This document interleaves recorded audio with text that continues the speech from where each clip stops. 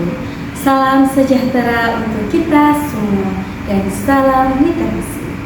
Halo anak-anak hebat di seluruh penjuru Nusantara. Perkenalkan, nama saya Nindya Tripuspateni. Saya merupakan seorang pendidik di SD Negeri Kebon Anom, Kecamatan Gedangan, Kabupaten Sidoarjo, Provinsi Jawa Timur. Saya berdiri di sini bukan hanya sekedar untuk berkisah, melainkan untuk membawa sebuah pesan tentang kekuatan mimpi dari hati seorang perempuan.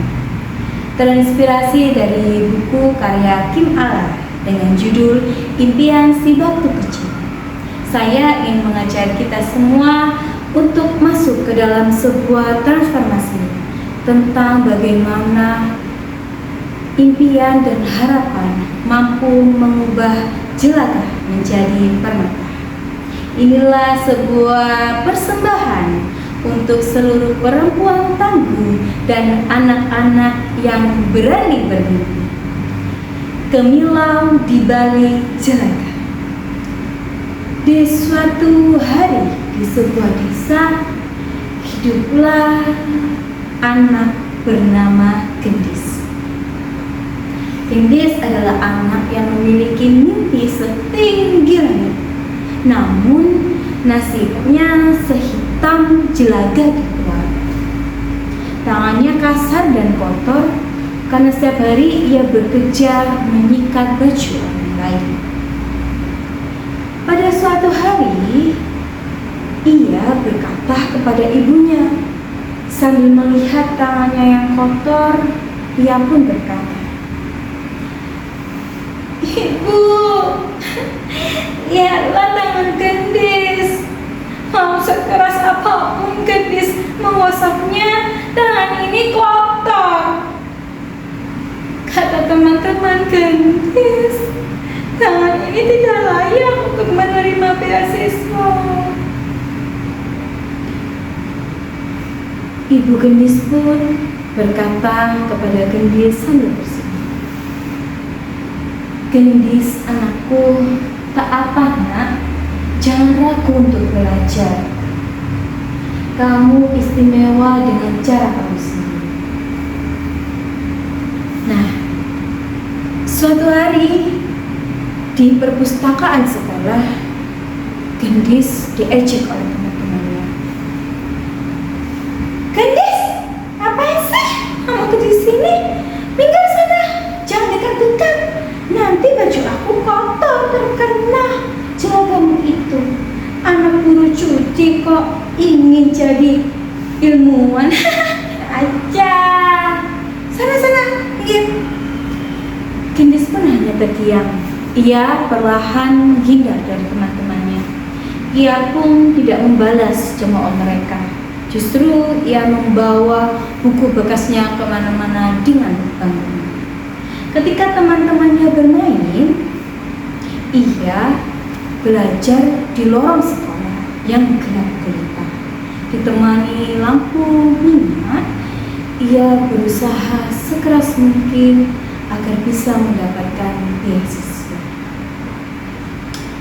Lampu minyak inilah satu-satunya teman Gendis. Tidak hanya di sekolah, bahkan di rumah pun ia hanya ditemani oleh lampu minyak. Hari berhari pun berlalu.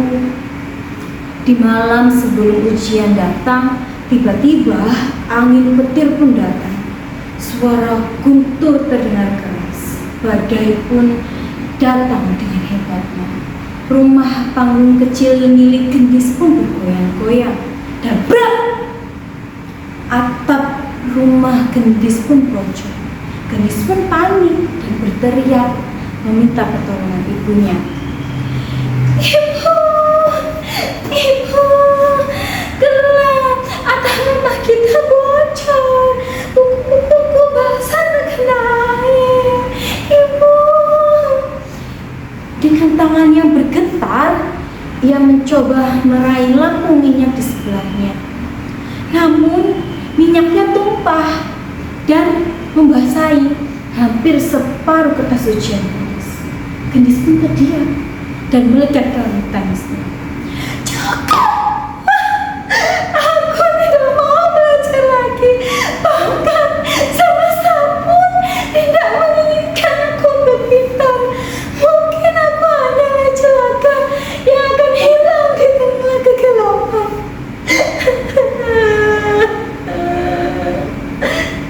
Mendengar tangisan Gendis, ibunya pun datang dan memeluk Gendis dengan erat. "Gendis, jangan berhenti, jangan menangis. Lihat ibu. Apakah kamu pikir intan menjadi indah karena dimanja? Tidak, Gendis, tidak. Mereka ditempa, mereka dikubur di kedalaman tanah hingga ribuan tahun. Jangan menyerah untuk belajar, Gendis. Jangan takut untuk belajar, nak.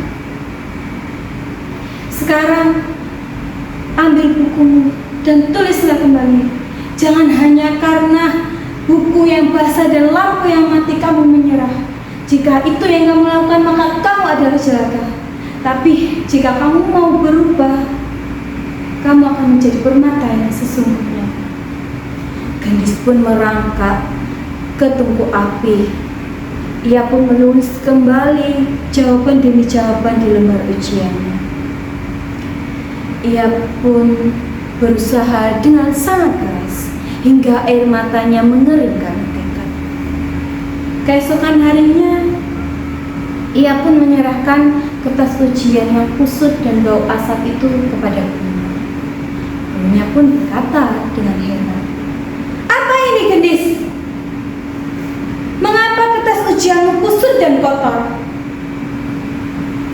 Dengan suara tegak dan kepala yang tegak, dengan keteguhan hati, Gendis menjawab, "Kertas itu adalah saksi bahwa mimpiku lebih kuat dari badai semalam." Ya, Gendis berhasil menjadi juara dan Gendis pun lulus ujian. Ia menjadi siswa yang berprestasi di sekolahnya. Ia pun menjadi ilmuwan yang hebat dan jasanya terkenal di mana-mana. Sejak malam badai itu, ia memiliki tekad mimpi yang kuat. Ia mampu membuktikan ke semua orang bahwa perempuan yang memiliki mimpi yang besar, walaupun terhalang oleh lumpur dan kegelapan, ia akan mampu menampakkan sinarnya. Nah, dari kisah Gendis dan dari kisah cerita dalam buku Impian Si Batu Kecil, kita harus menyadari bahwa kegelapan hanyalah sampul sementara, namun mimpi yang besar akan menjadikan kita permata yang indah. Dan kita juga harus sadar bahwa Tuhan menciptakan kita memiliki keistimewaan masing-masing. Kita hanya perlu bersabar untuk meraih mimpi itu dengan baik. Sekian dongeng yang saya ceritakan, semoga bisa menginspirasi kita semua. Saya akhiri. Wassalamualaikum warahmatullahi wabarakatuh.